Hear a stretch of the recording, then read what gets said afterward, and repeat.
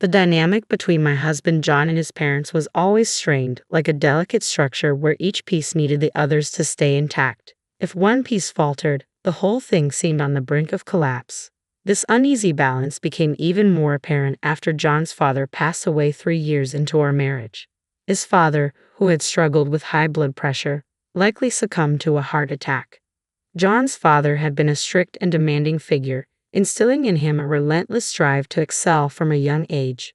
In contrast, I was raised in a more relaxed environment, free from such intense pressure. It's harsh to admit, but in a way, John's father's death seemed to lift a heavy burden from him. As John gazed at his father's portrait, it was as if he were finally released from a lifelong straitjacket. However, this newfound freedom did not lead to positive outcomes. Instead, John plunged into a dangerous spiral of gambling, sinking deeper into a destructive habit. John works as a salesman at a major corporation, and we both contribute to our household expenses while living with his parents. After covering our savings and living costs, we had some leeway with our remaining salaries. However, John began to pour his share into gambling. When that wasn't enough, he started dipping into our living expenses, using funds meant for meals with colleagues and entertainment. Initially, I felt sympathy for him. I read that gambling addiction can be managed with proper support, so I tried every possible method to help him recover. It was heartbreaking to consider abandoning someone I once loved.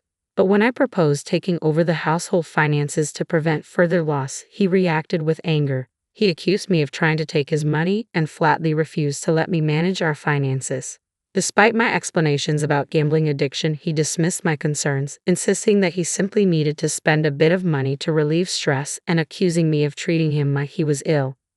Despite my warnings, John dismissed my concerns with a harsh retort, "You're not my mother to nag me. Living expenses are necessary, but I need gambling." He began using the money without shame. 3 months after his father's death, he was channeling his entire salary into gambling. My mother-in-law remained completely unaware of John's troubles. He never showed his flaws around her. Instead, he maintained an image of being the pampered and comforted son, a stark contrast to his father's strictness. John likely feared her disapproval, which only fueled his efforts to hide his behavior.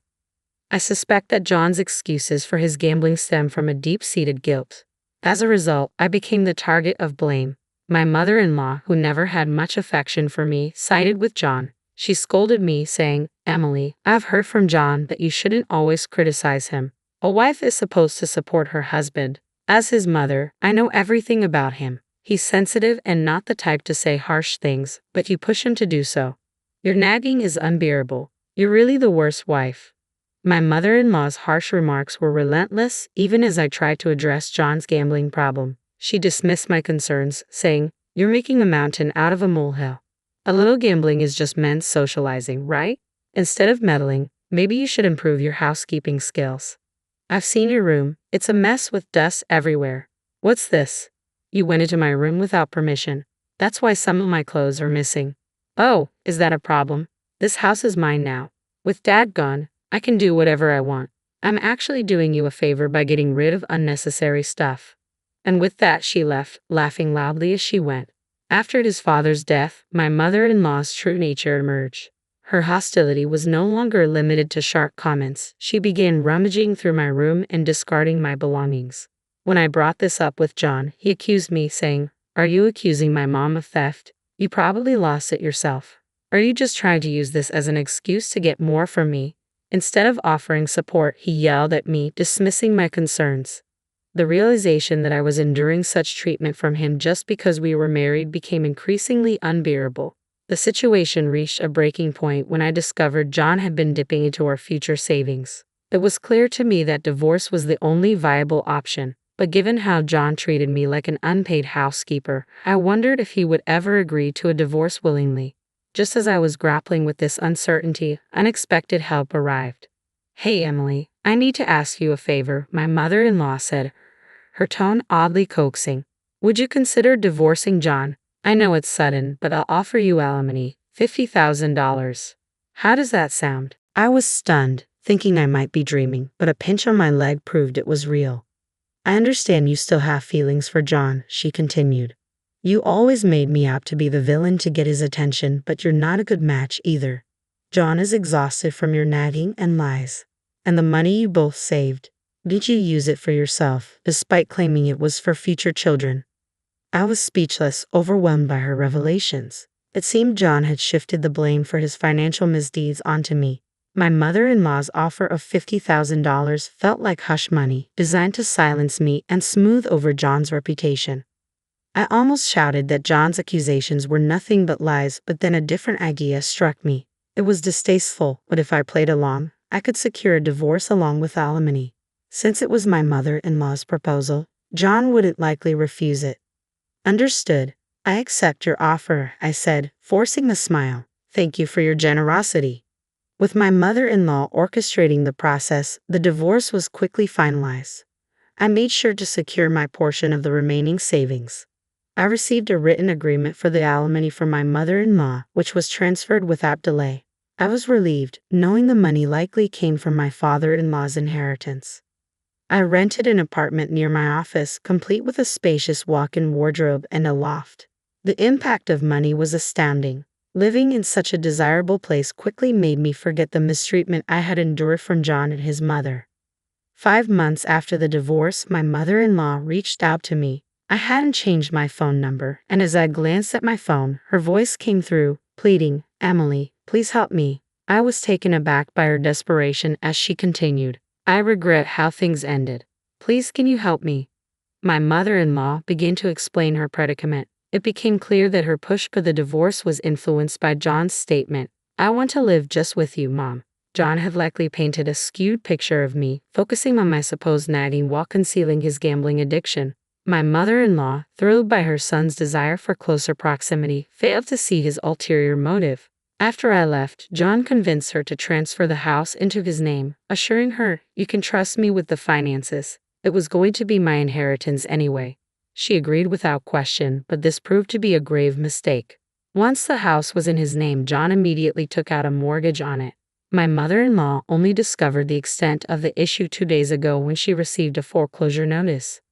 When she confronted John, she learned that he had repeatedly missed mortgage payments, and it had been over 3 months since the last one. All the money, his inheritance, the savings, and his salary, had been squandered on gambling.